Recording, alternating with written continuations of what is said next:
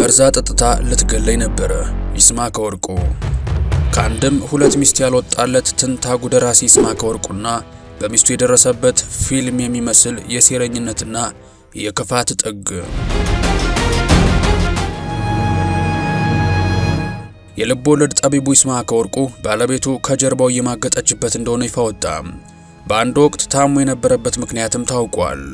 ደራሲ ይስማዕከ ወርቁ ባለቤቱ ማግጣበት እጅ ከፍንጅ ስለያዛት ብቻ እሱ የሞት አፋፍ ላይ እስኪደርስ ድረስ ያሴረችበትን ሴራና ተሰራበት የነበረውን በጭካኔ የተሞላ ግፍ ይፋ አውጥቷል። ከሰሞኑ በሶሻል ሚዲያ መነጋገሪያ የሆነችው ይስማዕከ ወርቁን ድል ባለ ሰርግ ያገባችው የሰው ባል ቀማሽ በሚል መነጋገሪያ የሆነችው ወይዘሮ ሜላትና ደራሲው ምን አገናኛቸው? የጠራውን እውነትና የሰጠችውን ምላሽ እንዲሁም ያገኘናቸውን አጀብ ትዳር አጀብ ፍቅር ያስባሉንን መረጃዎች ልናስደምጣችሁ ነው። እናንተ ብቻ እንደተለመደው ላይክና ሰብስክራይብ የሚሉ ነጭና ቀይ ቀለሞችን መታ እያደረጋችሁ አብራችሁኝ ጥቂት ዝለቁማ። ባል ሚስቱ እንደማገጠችበት ያወቀበት ቅጽበት የሚጀምረው ይስማዕከ ወርቁ ኦጋዴን ስላለው የነዳጅ ማውጫ ትክክለኛ ነገርን አጥንቶ የኦጋዴን ድመቶች የሚለውን መጽሐፉን ለመጻፍ ወደ ኦጋዴን ለመጓዝ ኤርፖርት በደረሰበት ቅጽበት መግቢያው አካባቢ ሲደርስ የረሳው ዕቃ ስለነበር ወደ ቤቱ ይመለሳል። ወደ ቤቱ ሲገባ ሚስቱን ከሌላ ሰው ጋር በገዛ አልጋው ስትማግጥ ይደርስባታል። በዛ ሰዓት የተሰማውን ይስማዕከ ወርቁ በራሱ አንደበት ሲገልጸው ልገላት ፈልጌ ነበር፣ በዛ ሰዓት ሁለቱንም እዛው በተገኙበት ገደላቸው የሚል ስሜት ተሰምቶኝ ነበር። ነገር ግን አላደረኩትም። እኔ ገና ለሀገሬ ብዙ ነገር እንዳበረክት የሚጠበቅብኝ ዓላማ ያለኝ ሰው ነኝ። እስር ቤት ገብቼ ሕይወቴን ማበላሸት የለብኝም ብዬ ትቻቸው ወጣው ይላል። ይስማዕከ በወቅቱ ተሰምቶት የነበረውን መናገር አቅቶት ቃላት አጥሮት በረጅሙ እየተነፈሰ ከነፍሱ ጋር ይማከራል። ያየውን እንዳላየ ሆኖ ኦጋዴን ደረሰ። በነዳጅ ማውጫው ውስጥ ባላገር መስሎ ገባ። ታዲያ የነዳጅ ማውጫው ውስጥ ከ8ኛ ክፍል የወደቀ ሰው ብቻ ስለሆነ የሚሰራው በሌላ ሰው ሰርተፍኬት ተቀጥሮ በቦታው ያለውን ሁኔታ ያጠናና ያጤን ጀመር። እሱ እየሰራ ባለበት ክልል ነዳጅ በመገኘቱ ምክንያት ግብዣ ተጋብዘው እየበሉ እየጠጡ እያለ ድንገት ሚስጥሩን የሚያውቅ ሰው ጠቁሞበት ይስማዕከ ይታሰራል። እዛው ታስሮም እያለ ከአዲስ አበባ ባለሀብቶችን ለምኖ በዋስ ይለቀቃል። ከዛም ወደ አዲስ አበባ በመምጣት የኦጋዴን ድመቶች የተሰኘውን መጽሐፉን ጽፎ መጨረስ ስለፈለገ ከሆቴል ሆቴል እየቀያየረ የሚያድርበትን የሆቴል ክፍል እንደ ላይብረሪ ቆጥሮ መጽሐፉን ጽፎ ጨርሶ ለማተሚያ ቤት አስረክቦ የከዳችውን ሚስቱን ሳይሆን ልጁን ለማየት ወደ ቤቱ ሲሄድ ሚስቱንም ልጆቹንም ያጣቸዋል። በዚህም የባለቤቱ እህት ጋር ደውሎ ልጁን ማየት እንደሚፈልግና የት እንዳለች ይጠይቃታል። እሷም በሰዓቱ ሐዋሳ ነበረች። እሺ ልደውልላትና መልሼ እደውልልሃለሁ ብላ ትዘጋበታለች። መልሳም ደውላ ሐዋሳ የቅርብ ዘመድ ሞቶባት ለቀብር እንደሄደች ልጇም እዛ እንዳለ ትነግረዋለች። እሱም እሺ እዛው መጣው ብሎ ወደ ሐዋሳ ጎዳናውን ይያዘዋል። ሐዋሳም መንገድ ላይ እንዳለ በከባድ መኪና ተገጭቶ ከባድ የመኪና አደጋ ይደርስበታል።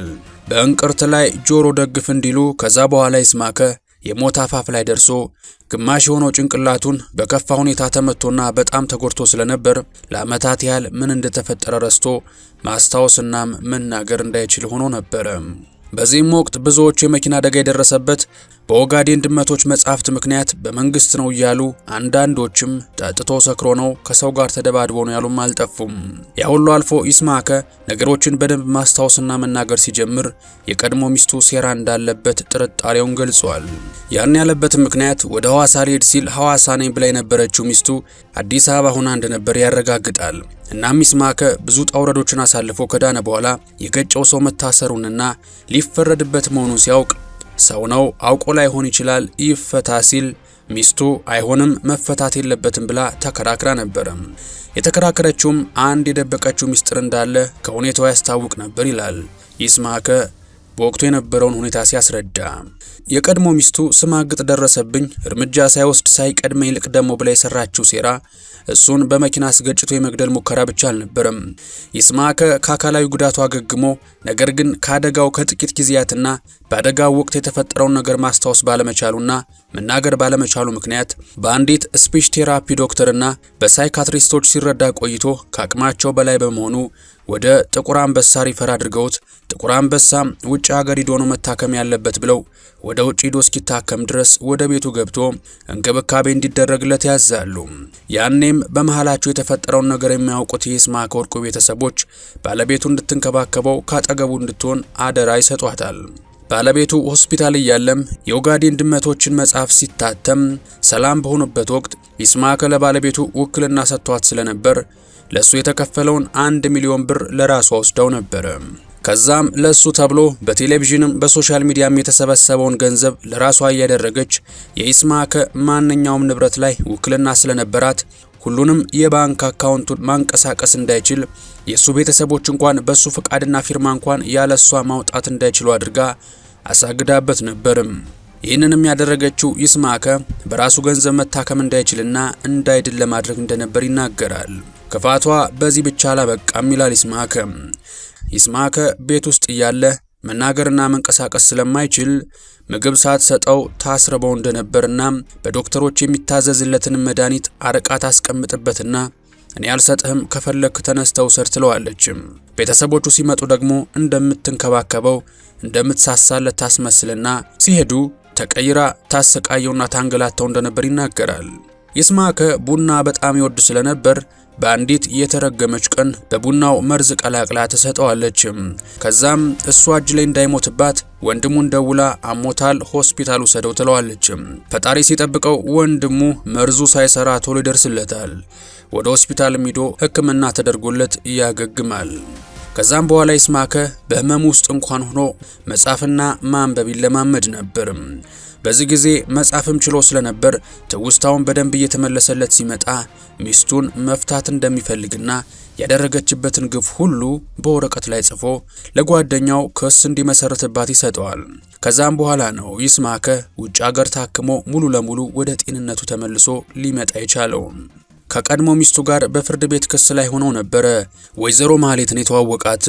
ይስማዕከ በጊዜው ማህሌትን ሲገልጻት በጣም ለሰው የምታዝን ሰው መርዳት የምትወድ ስለነበረች ይስማዕከን ተዋውቀው እሷ ስለሱ ተሰማው የነበረው ወሬና እሱ ያለበትን ሁኔታ ስታይ በጣም ትደነግጣለች። ይስማዕከም ከውጪ ሕክምናው በኋላ መናገር ቢችልም ይንተባተብ ስለነበር ለሷም በቻለው አቅሙ የደረሰበትን ነገር ሁሉ ይነግራታል።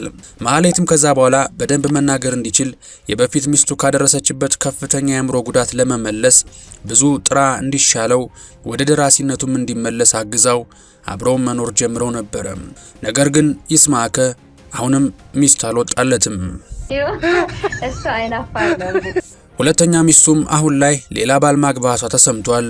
ያገባችው ባል በበፊት ትዳሩ ልጆች ያፈራና ሀብታም መሆኑን ተከትሎ የቀድሞ ባለቤቱ ባሌን ቀማችኝ በማለት ከሳታለች። የቀድሞዋ የይስማዕከ ሚስትን በምላሿ መጀመሪያ ነበር ባልን ጠበቅ አድርጎ መያዝ፣ እኔ አቅብጬና ተንከባክቤ ይዘዋለሁ፣ መጀመሪያ ለባላችሁና ለትዳራችሁ ታማኝ ሆኖ እኔን ጥፋተኛ ለማድረግ አትሞክሩ በማለት ትሞግታለች።